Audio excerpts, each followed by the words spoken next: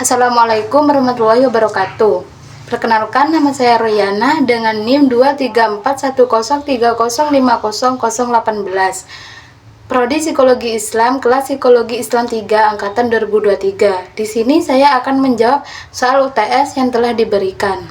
Kepribadian adalah pola khas dari pikiran, perasaan, dan perilaku yang membedakan individu satu dengan yang lain.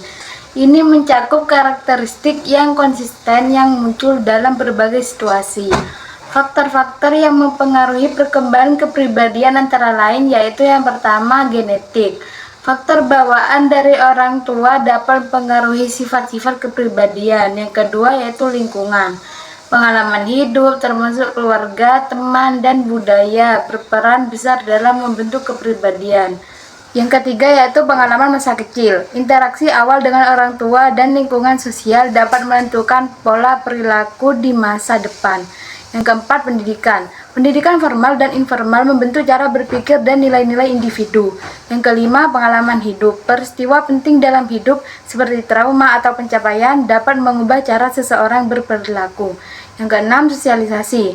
Proses berinteraksi dengan orang lain membentuk norma dan nilai yang dipegang individu. Yang ketujuh yaitu faktor budaya. Nilai-nilai dan norma dari budaya tempat seseorang dibesarkan juga mempengaruhi kepribadian. Keseluruhan faktor ini berinteraksi kompleks, membentuk kepribadian yang unik bagi setiap individu.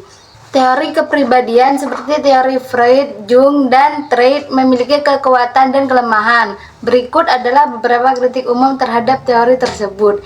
Yang pertama yaitu keterbatasan empiris. Banyak teori seperti teori psikoanalisis Freud sulit diuji sesuai empiris dan seringkali bergantung pada observasi subjektif. Kedua, yaitu keterbatasan konteks budaya. Banyak teori tidak mempertimbangkan perbedaan budaya yang dapat mempengaruhi kepribadian, sehingga mungkin tidak universal.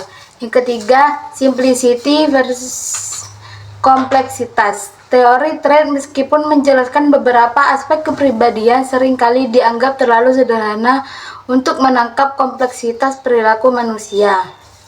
Yang keempat, determinisme. Beberapa teori terutama psikoanalisis cenderung deterministik, mengabaikan peran pilihan dan kebebasan individu dalam perkembangan kepribadian.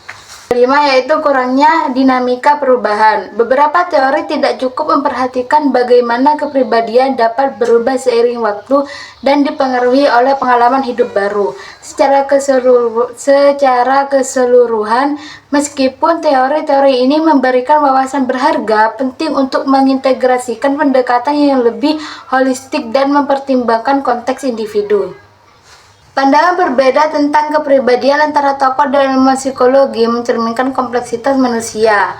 Beberapa perspektif utama yaitu yang pertama, Sigmund Freud menekankan aspek bawah sadar dan konflik internal. Freud berfokus pada pengaruh pengalaman masa kecil dan dorongan seksual serta agresif. Pandangannya cenderung deterministik dan berfokus pada proses internal. Yang kedua yaitu Carl Jung, mengembangkan konsep arketipe dan kolektif tak sadar.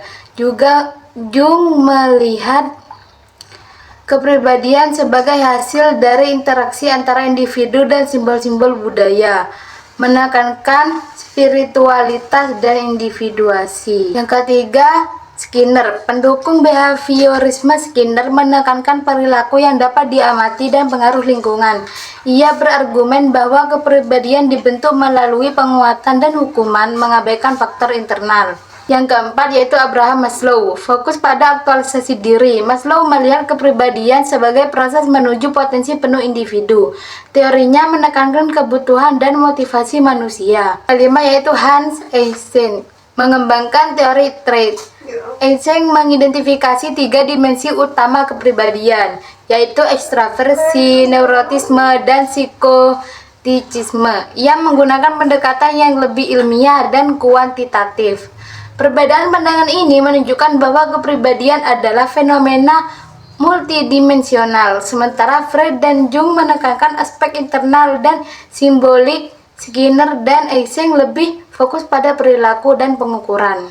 Pendekatan Maslow memberikan perspektif humanistik yang menyoroti potensi positif individu. Integrasi berbagai pandangan ini dapat memberikan pemahaman yang lebih holistik tentang kepribadian manusia. Sekian dari saya, kurang lebihnya mohon maaf. Wassalamualaikum warahmatullahi wabarakatuh.